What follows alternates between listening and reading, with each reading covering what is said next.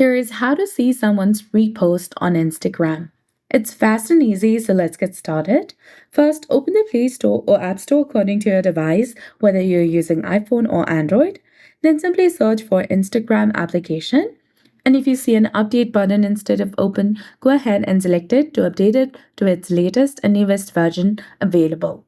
After that, go ahead, open the Instagram application on your mobile device and log into your specific account.